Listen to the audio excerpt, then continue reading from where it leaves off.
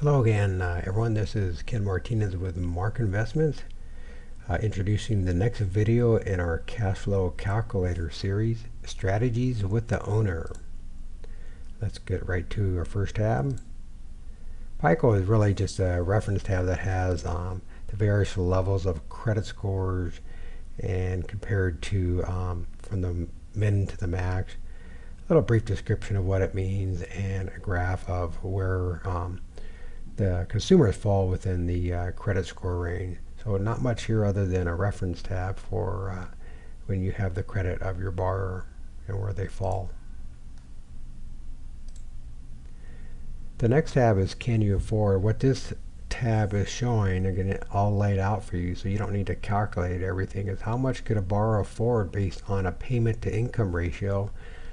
Payment to income ratio, or sometimes called a front end ratio, I have the definition down here, is really the ratio of the principal, interest, tax, and insurance to the borrower's monthly gross income. And most of the experts really suggest that at most it should be 30%, 20% is better, and actually the lower you are, the more conservative that would be, but at most 28 to 30%. So right now to start out I just have 20%. And then you have the income down here. So based on various incomes, this will determine the maximum principal, interest, tax, and insurance. And based on that and these interest rates across, you'll be able to figure out the loan amount on a 30-year fix based on these criteria. And similar to the other worksheets, the blue cells again are input cells. If you want to get a little more aggressive, you'll see if you change it to 30%, these numbers will increase. Or if you change it to 26%, the numbers will decrease from where we had it. Let's just keep it at 28%, somewhere in the middle. And if you wanted to check for a specific income, if you needed something real precise at a specific interest rate, say you wanted to check 78,000 at 4.2%, then you would just put in 78,000 here and look at the first row and put 4.2%. So then all you're really going to look at is this first cell, saying the max for somebody for at 78,000 at a 28% payment to income ratio and a 4.2% interest rate on a 30-year fix. The 372 would be the max loan that person would be able to afford. So that's pretty much it on this tab.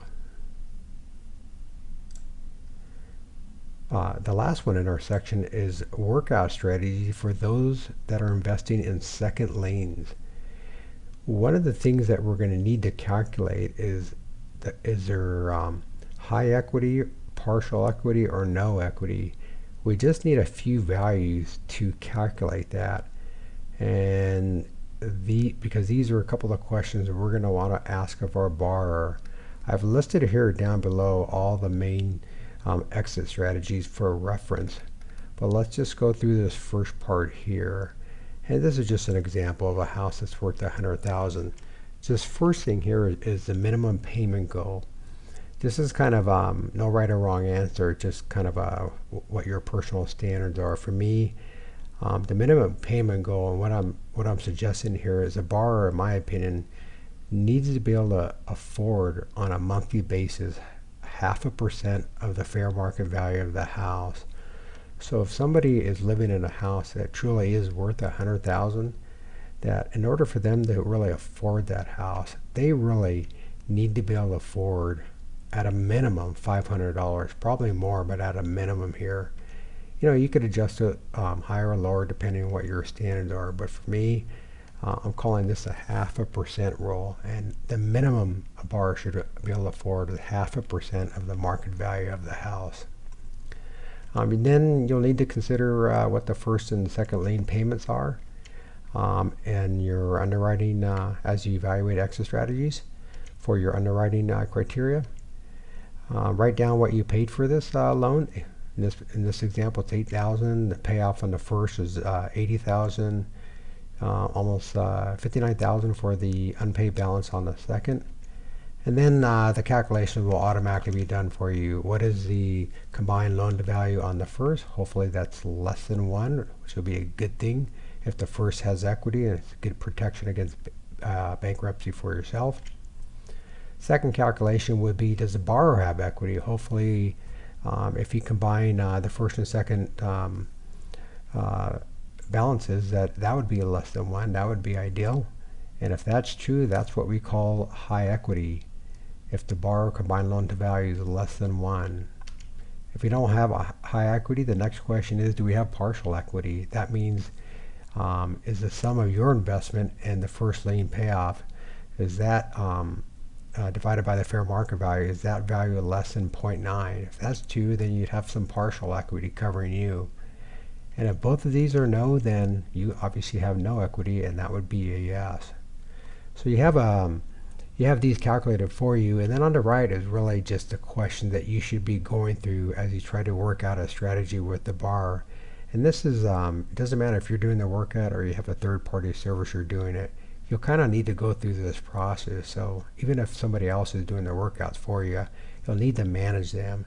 And these are really the most important questions you should be asking as a second lien note investor, where starting out, can the borrower afford the minimum payment? And that's what I put up here. That's your $1 million question. What can they really afford?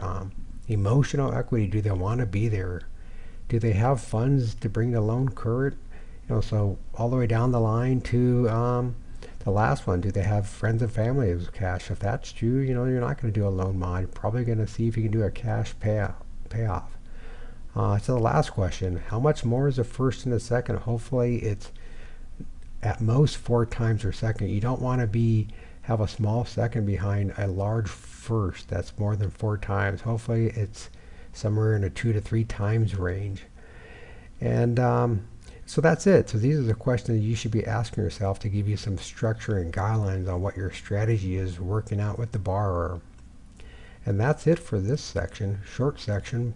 But again, my name is Ken Martinez of Market Investments. And if you want to know how you can invest in this cash flow calculator for your own business, send me an email, mark55llc@gmail.com.